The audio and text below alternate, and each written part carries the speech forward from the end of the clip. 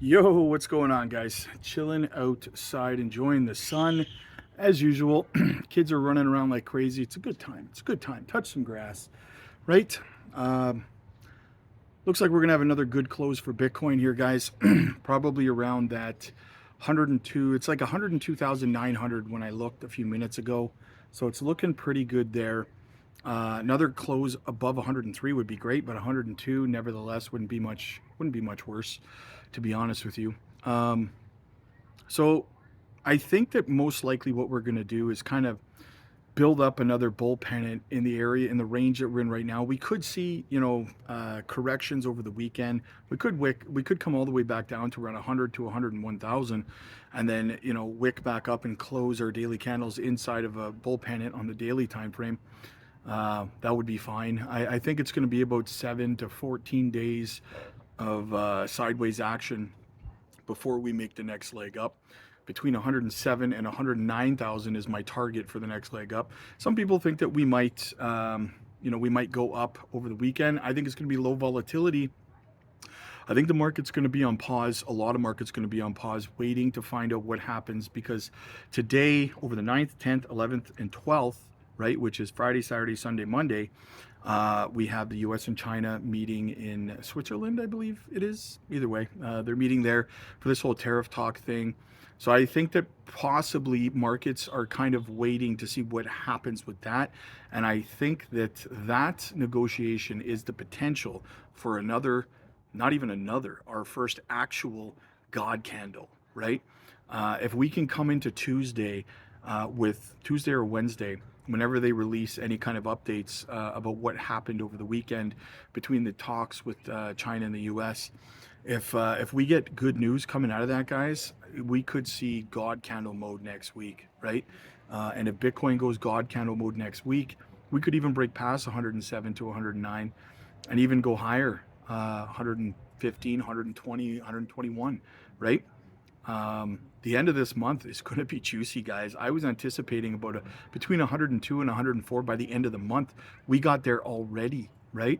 So we're literally consolidating in that range right now. So yeah, looks really really good, guys.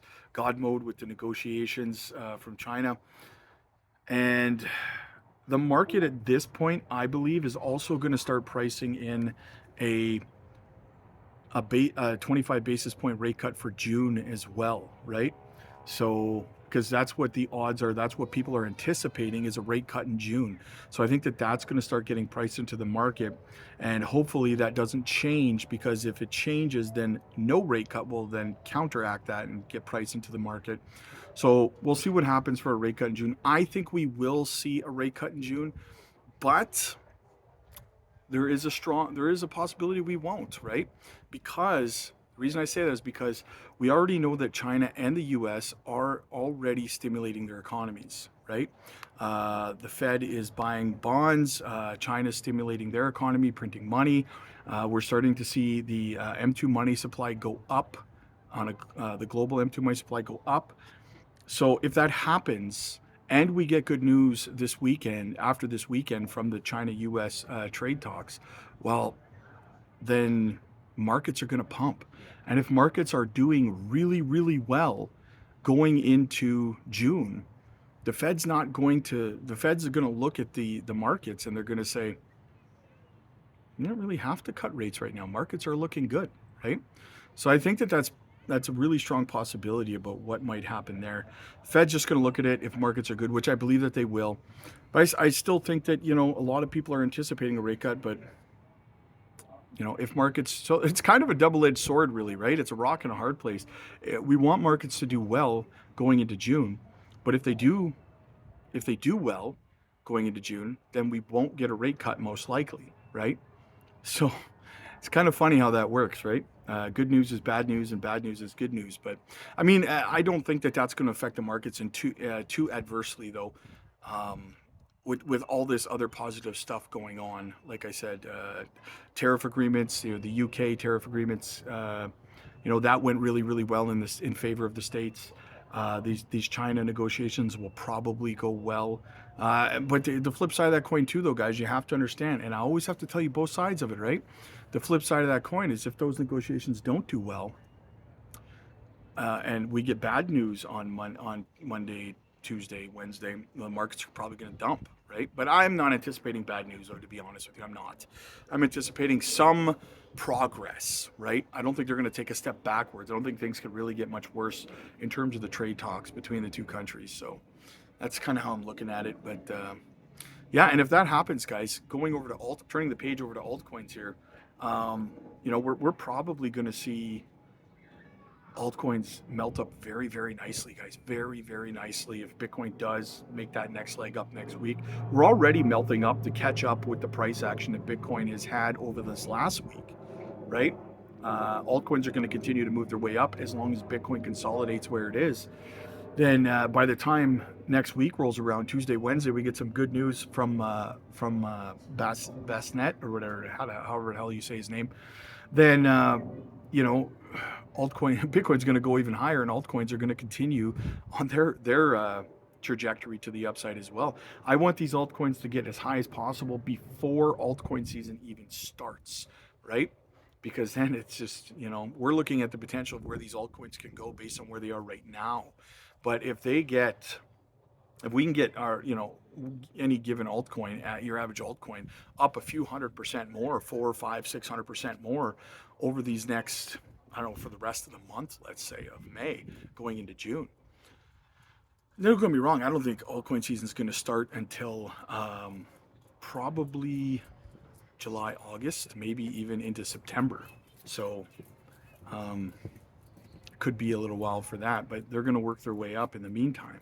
So that's going to be really exciting. The higher they get before altcoin season even starts, and that's what I mean, guys. Like people say, like you really think this altcoin ZBEC or XCN, Jasmine, whatever, could actually get this high or that high? And it's like, well, you have no idea where the price of it's going to be when all. I mean, Jasmine may very well be 8 to 10 cents before altcoin season even starts, right?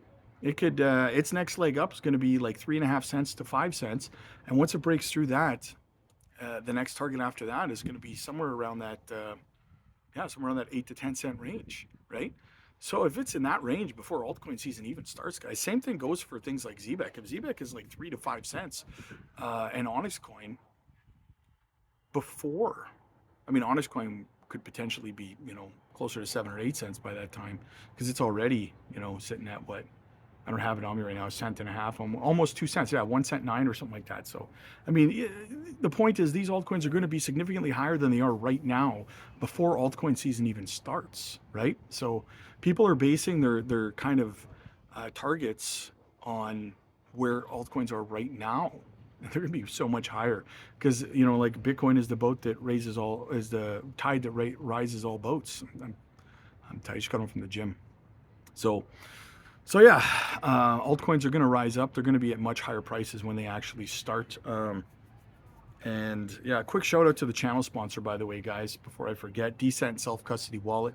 Get yourselves the biometric wallet today, guys, or the card wallet. Use our link. Get a phenomenal deal. But yeah, altcoins, ZBEC, like I said, man, and Swiftcoin, guys. Oh my goodness, Swiftcoin. Like the more I look at the tokenomics of Swiftcoin, guys, 10 billion max supply, 100% of the supply in circulation, and still such a small market cap. Swiftcoin is it's going to be a beast. People are not going to know what happened when Swiftcoin takes off. A lot of people are calling for like 8 to 10 cents or something like that max. I think this thing really could hit the likes of 20, 30, 40 cents.